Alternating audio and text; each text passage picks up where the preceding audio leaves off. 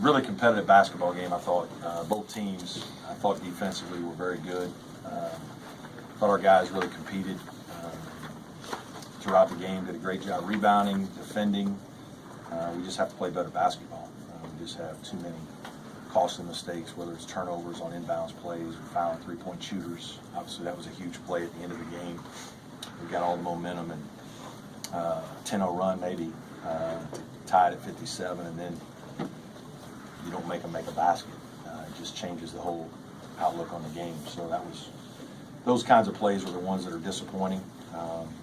We had a couple offensive rebounds that we just go back up and get blocked instead of playing with poise and bringing it back out. But again, I thought our guys really competed. I thought we guarded, Grayson Allen very well and Gary Trent Jr. really well. But give Duke a lot of credit. Their kids came in here, you could see a good focus in their eyes, and they competed hard, played well, and made a couple more plays down the stretch than we did.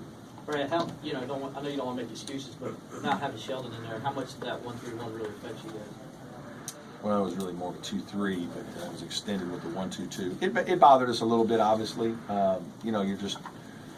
You're moving guys out of positions a little bit in a short amount of time, and just trying to figure it out a little bit piecemeal in some lineups and some things of that nature. But we had more turnovers than we probably would have had if we had Shelton, and we had more rebounds than we probably would have had if they had Marvin Bagley. So both teams were without people.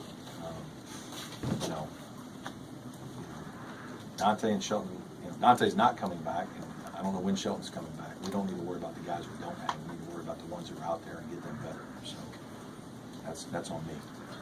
Was Donnell banged up at all, or why he seemed to get off to such a hot start, was playing very inspired basketball, then he really didn't get much playing time after the early going? No, it's my decision. If you look at the half, Eli got in some foul trouble. Mark was very good.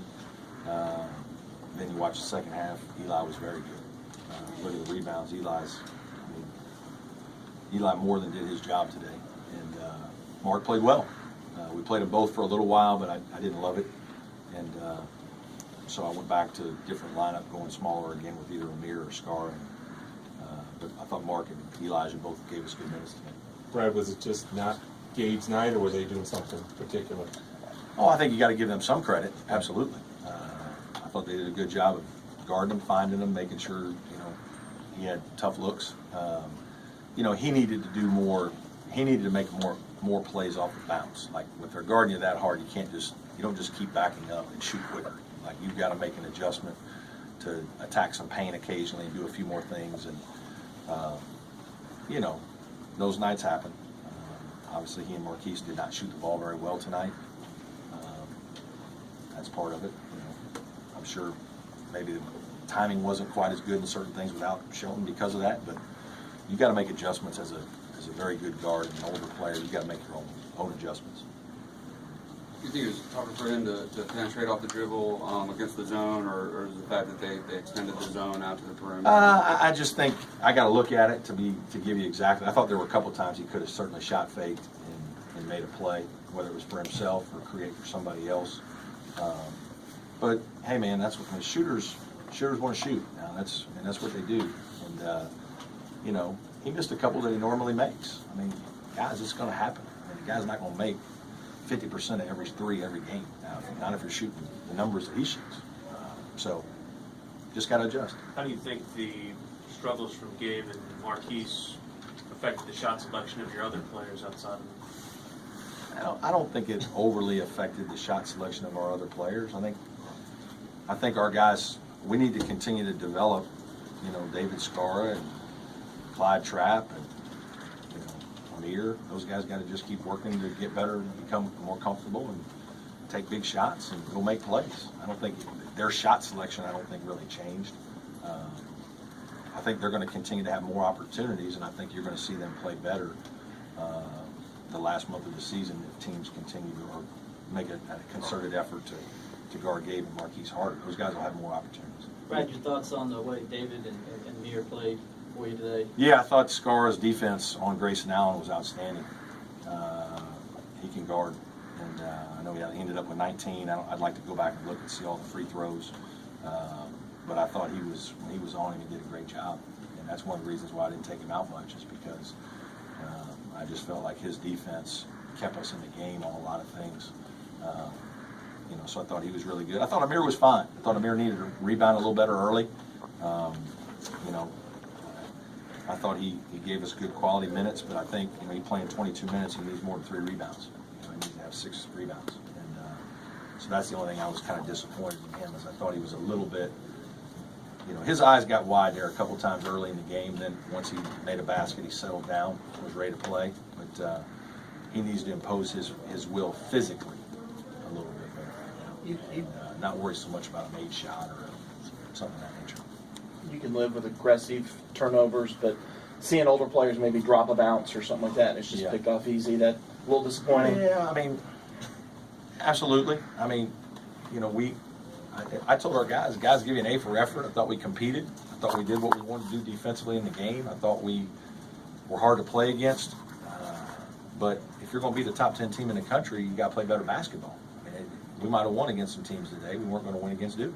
And you just can't foul 3-point shooters. You can't, struggle to get the ball in bounds 3 times. You can't have a couple careless turnovers and try to go back up against Carter right under the basket when he's going to block it. Like, you got to bring it, great offensive rebound, now have some poise. Bring it back out and let's run offense. And in games that come down to 3, 4, 5 possessions, those are the possessions that ultimately decide whether you beat top 10 teams or not.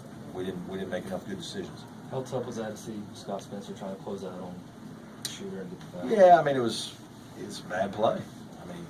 And it's hard to guard them all now. We all need to understand that. Like, you're trying to guard Grayson Allen off the drive or shot, Duvall off the drive, Carter in the post. They're going to get a shot sometimes. You just got to contest and not foul. Make them make it. You got to make them make a tough shot. And what's disappointing is we didn't make them make it. We let them make the free throws to put you in trouble. So it's just a bad decision. When you brought Scott in there at the end of the game for a few possessions, were you just looking to go with a little bit smaller lineup? Yeah, we just had a little more speed. It gave Skara a little more. We moved Skara into the high post more, and obviously some good things happened for us there. It wasn't easy to do that. We did it a little bit in the first half as well. It wasn't as easy to do when they're big as they are. If you want to rebound with them, you got a mirror out there. You're going to have to do some other things. But, when you're down 10 and time's wasting away and offense is more important than defense at that time, you go play offense.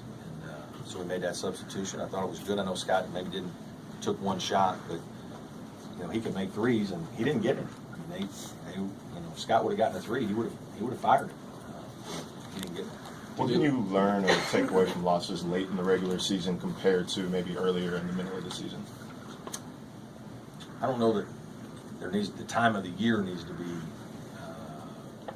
different in terms of why you need to learn from losses. I think whatever mistakes you make in games early, and mistakes you make late, whether you need to practice things a little more. Maybe if that's something that you're kind of leaning towards, it would be that we need to practice 1 or 2 things a little bit more.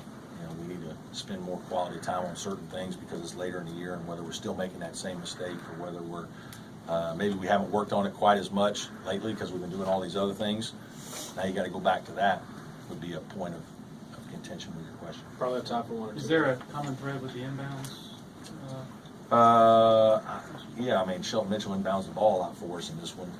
He didn't, and I think Gabe got a little wide-eyed, and he probably didn't fake before he passed enough. And again, your windows, are small.